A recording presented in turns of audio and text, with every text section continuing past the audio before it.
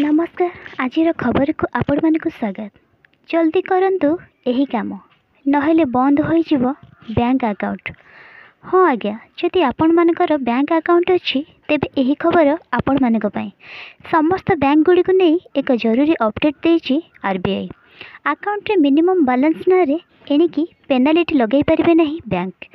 जो अकाउंट गुड़िक निष्क्रिय हो पड़ी रही अकाउंट बा 2 वर्ष है कौन ट्रांजेक्शन होना ताहा कौनसी बैंक बंद करि परिबे नहीं। स्कॉलरशिप बा डायरेक्ट बेनिफिट रूप से खोल जाइथिबा अकाउंट गुड़ी को निष्क्रिय अकाउंट भाव में देखै परिबो नहीं कौनसी बैंक।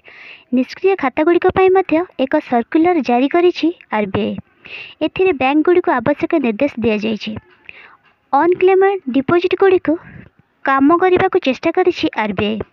यही सब डिपोजिट सेमानक दाबीदार निकट में पहुँचवा समस्त प्रचेषा करा जाइछि।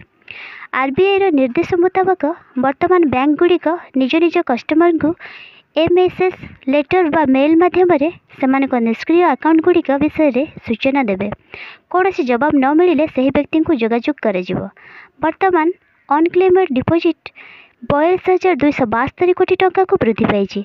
बारंबार अकाउंटधारी संपर्क कौन जवाब न मिले यह डेडमार्ट घोषणा करा।